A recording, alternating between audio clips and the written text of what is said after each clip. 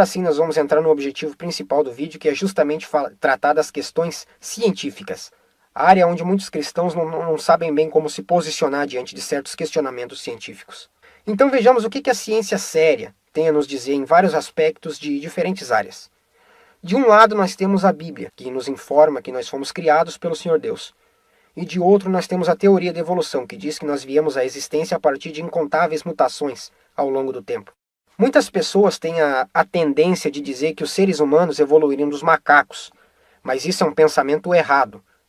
Só a título de esclarecimento, a teoria da evolução proposta por Darwin não diz que seres humanos evoluiriam dos macacos. A teoria diz que seres humanos, chimpanzés, gorilas e talvez orangotangos teriam evoluído de um ancestral em comum. Não que o homem evoluiu do macaco. Pegue o postulado básico da teoria da evolução. Ela está baseada em 7 pressuposições, e para variar, nenhuma delas é testável em laboratório. Para validar uma teoria, é preciso ter no mínimo uma evidência que seja testável em laboratório, o que não é o caso da teoria da evolução, que é muito mal estruturada, por sinal. Por isso o próprio nome já diz, é teoria da evolução, não é lei da evolução. Teoria provada deixa de ser teoria e vira lei. É impossível que seres humanos evoluíssem de macacos porque a codificação genética é totalmente diferente. Vamos dar um exemplo bem rápido, bem prático e bem específico. Você tem aí no seu celular, no seu tablet, no seu computador, seja lá onde for, um programa chamado Microsoft Word. E você precisa desesperadamente de outro que você não tem, chamado Adobe Photoshop, para editar suas fotos e postar no Facebook. Como resolver isso? Pegue um vírus e espere até que esse vírus detone o seu Microsoft Word e vire um Adobe Photoshop. Talvez você que trabalhe ou ao menos conheça um pouco de codificação de sistema vai dizer isso é impossível, isso não acontece. E é claro que não, eu concordo, porque nós estamos tratando com informação codificada. Da mesma forma que nós temos no DNA. DNA é basicamente informação genética codificada. Essa história de que peixes teriam evoluído em anfíbios ou em aves, ou seja lá o que for, não existe, isso é impossível. Igual a ideia proposta por alguns cientistas de que peixes teriam evoluído em aves e que as escamas dos peixes evoluiriam em penas. Da pena é de uma teoria dessa. Teria que alterar toda a estrutura genética. Isso não acontece. Não existem leis da natureza e muito menos processos naturais capazes de alterar informação genética codificada. Isso não faz sentido nem na área da genética, nem para quem tem o mínimo de sanidade mental. Vida foi criada, pronta, complexa e funcional. Eu acho que esse pessoal assistiu ou tem jogado demais Pokémon e tem tirado essas ideias de lá. O que a ciência tem apresentado em termos de evolução humana? Porque tudo que tem se trazido não tem se encaixado. Um dos fósseis de hominídeos mais famosos é o fóssil da Lucy, uma Australopithecus afarense. Aqui nós temos o esqueleto que está exposto no Museu de História Natural de Nova York. Aqui ao lado nós temos o crânio da Lucy e ao lado um crânio de um chimpanzé. Os dois são idênticos, não só na aparência, mas no material genético. E isso já foi provado através de uma publicação científica no jornal American Anthropology, volume 60 de 1983, uma das revistas científicas mais conceituadas no mundo. E nela já foi provado que a Lucy não é antepassada do ser humano, e sim uma espécie extinta de chimpanzé. Mesmo assim, continua no Museu de História Natural de Nova York sendo ensinado como um antepassado do ser humano. E não somente ela, como todos os neandertais.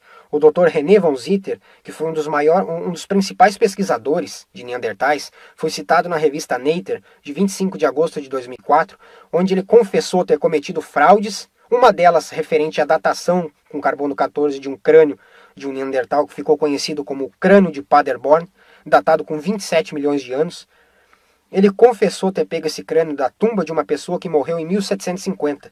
Em outras palavras, os neandertais estavam caminhando na Europa há menos de 250 anos atrás. Daqui a pouco nós vamos tratar um pouco da questão das datações, mas para não desviar do foco. Outra coisa interessante que aparece nessa mesma publicação da Nature é o comentário do Dr. Chris Stinger, um dos maiores especialistas em neandertais. Ele deu a seguinte declaração: o que foi considerado a maior peça de evidência demonstrando que os neandertais viveram no passado no norte europeu, acabou de desabar.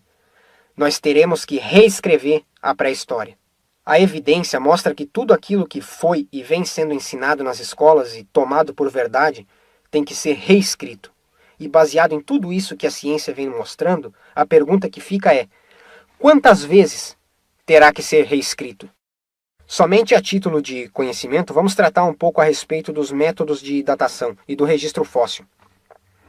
Os métodos de datação que têm sido utilizados estão baseados em pressuposições questionáveis, em escalas parciais. As idades medidas são relativas e não absolutas. A própria datação feita pelo carbono 14 aponta para uma formação do registro fóssil recente e simultânea. As duas propostas básicas que os evolucionistas tomam como base, tanto para a datação quanto para a evolução da vida, as duas são duas fraudes. E isso é fácil de evidenciar usando a própria metodologia deles. Mesmo assim, são as bases do raciocínio evolucionista. Quando eles pegam alguma coisa para datar, por exemplo, uma rocha, eles medem a quantidade de elemento químico que não se desintegrou dentro da rocha. Por exemplo, se mede as proporções de urânio e chumbo. Pega-se essa quantidade e determinam através de um modelo que é totalmente questionável que quantidade X equivale a 100 milhões de anos.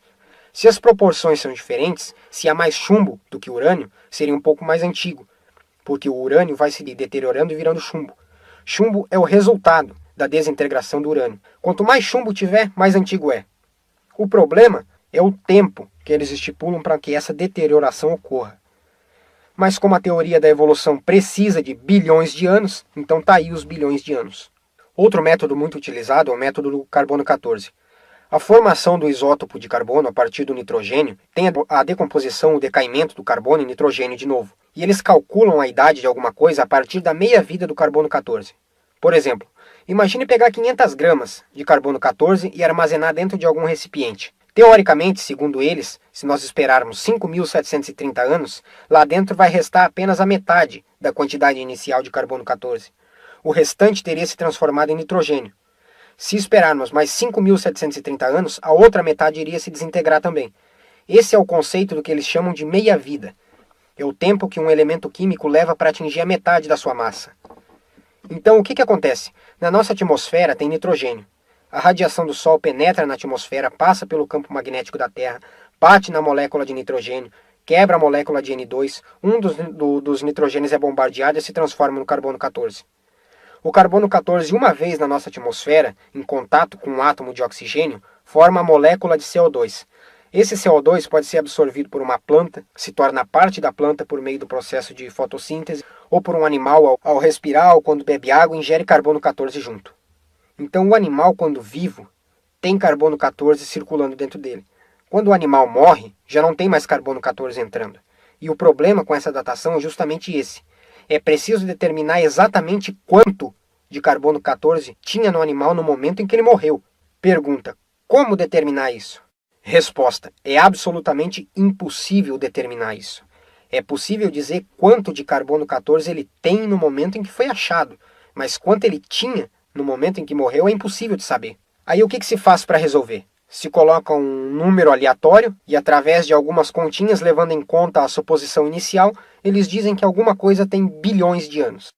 Eu tenho certeza que você nunca ouviu isso porque eles não noticiam, eles não falam a respeito das divergências e dos problemas que há com as teorias que eles impõem como verdade. Em contrapartida, nós temos outra situação que é a seguinte. Se pegarmos, por exemplo, uma rocha, o urânio dentro do zircão se converte em chumbo, e com isso ele libera um núcleo de hélio. Esse hélio escapa das rochas e entra na atmosfera. Sabendo quanto se tem de hélio que foi produzido nesse decaimento do urânio nas rochas, e medindo a quantidade de hélio na atmosfera, é possível estimar quantas conversões de urânio para chumbo houve. E o que a gente observa na atmosfera terrestre é que se tem 5 partes por trilhão de hélio. Se utilizarmos isso no mesmo modelo que eles usam para calcular a idade da Terra em 4,5 bilhões de anos, utilizando o hélio, é possível obter uma medição muito mais precisa, e nós chegamos numa idade máxima de 6.000 anos.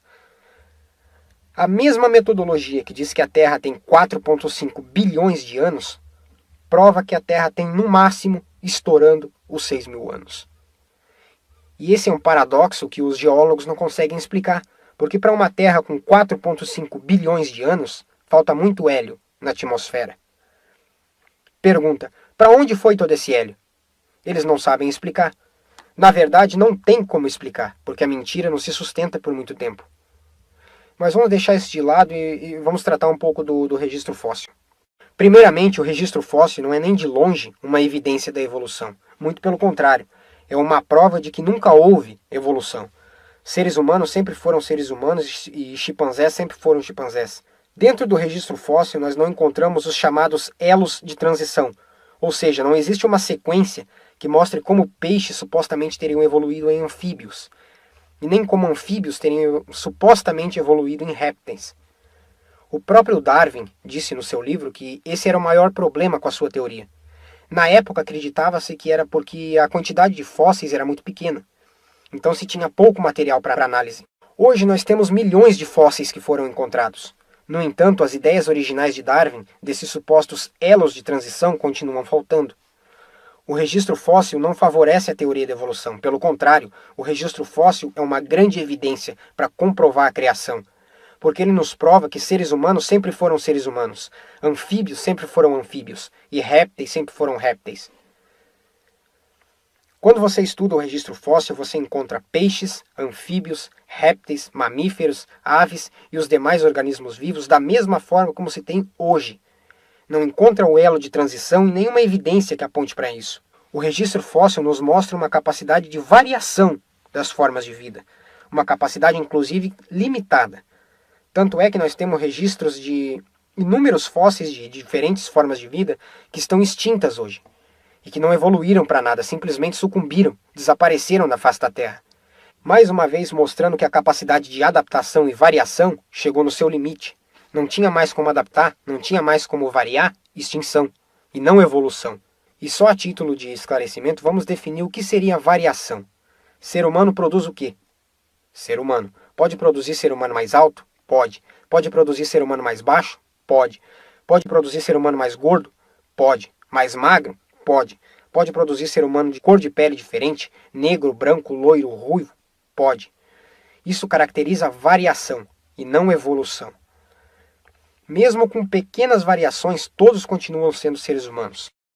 Um dos casos mais recentes que saiu por aí foi matéria do Fantástico, inclusive saiu na revista Veja, no G1, é que os chimpanzés agora são nossos irmãos. Como é que eles chegaram a essa conclusão? Foram analisados 97 genes do tipo beta-globine, analisaram o material genético do ser humano e desse tipo de chimpanzé, e chegaram à conclusão de que a semelhança é de 99,4%, portanto a diferença é de apenas 0,6%. Realmente essa é uma diferença muito pequena. Só que nós temos um pequeno probleminha com essa proposta. Nós temos cerca de 30 a 40 mil genes para serem comparados. Quantos foram comparados? 97. Vamos aceitar o que a maioria dos geneticistas tem proposto, que a maioria do material genético, a maior parte do material genético é duplicado. E vamos fazer algumas continhas. Vamos ser bonzinhos ainda e pegar o menor número, para ver se a discrepância com essa proposta fica menor. Vamos pegar 30 mil, que é o número de genes que nós temos, e dividir pela metade, supondo que todos sejam duplicados, o que não é o caso, mas tudo bem. Ainda nos resta 15 mil genes. Destes 15 mil, eles compararam 97. Isso representa 0,65% do total, ou seja, apenas 0,65% de todo o material genético foi comparado. Vamos fazer uma regrinha de 3. Se 0,65% de todo o material genético comparado já há uma diferença de 0,6%, quando nós compararmos 100% de todo o material genético, a diferença seria de 92,3%. O que tem de parecido nisso? Deve ser o branco dos olhos. O elefante, em termos de números, tem a mesma quantidade de genes que o ser humano. Isso significa que os seres humanos vieram dos elefantes? Observe a forma como a coisa nos é apresentada. Como eles manipulam de forma sutil para nos conduzir em uma determinada direção em favor do que eles querem. Por isso é importante analisarmos as evidências. Não comprem a ideia pronta. Olhem, pesquisem. Vamos fazer uma proposta bem simples, mas equivalente a essa em termos de probabilidade e estatística. Veja bem, você sai de casa, não tem bolo de chocolate. Você chega em casa, tem um bolo de chocolate em cima da mesa. Isso você sabe que não é milagre. Alguma coisa aconteceu para o bolo de chocolate aparecer. Vamos desenvolver duas teorias, duas propostas para tentar explicar isso. A primeira delas é que alguém que sabe como fazer bolo de chocolate foi na despensa, pegou os ingredientes na ordem certa, na quantidade certa, colocou tudo num recipiente, levou ao forno por um determinado tempo e eis aí o bolo de chocolate. A teoria número 2 é que tinha um caminhão de supermercado fazendo entregas passando por perto da sua casa. Quando ele estava passando quase na frente da sua casa, um menino atravessou correndo na frente do caminhão. O motorista pisou no freio, perdeu o controle e capotou. Lá atrás no caminhão tinha sacos de farinha, sacos de açúcar, caixa de ovos, leite, latas de Nescau, fermento e tudo o que você quiser. Os sacos de farinha, de açúcar e tudo mais se romperam. Tinha um cantil pendurado lá, o cantil deu uma pancada, abriu, porque o caminhão estava capotando, e misturou toda essa bagunça aí. O caminhão parou de capotar e pegou fogo. Acionaram o corpo de bombeiros, apagaram o fogo e o resultado foi um bolo de chocolate. Essa é a teoria número 2. A primeira teoria diz que alguém fez o bolo de chocolate. A outra teoria diz que o bolo apareceu por meio de processos naturais e espontâneos. Eu tenho certeza que ninguém tem problema em acreditar na primeira, mas todo mundo acha engraçado a segunda. E fala isso é impossível, isso não acontece. Eu concordo. O problema é que para fazer um bolo de chocolate você usa apenas 12 elementos, no máximo. Uma célula você precisaria de 2 milhões. O bolo, composto de 12 elementos, ninguém acredita que aparece por meio de processos naturais e espontâneos. A célula, que é composta de 2 milhões, eles acreditam. Que tipo de raciocínio é esse? Ninguém que tem um mínimo de sanidade mental pode acreditar numa proposta dessa.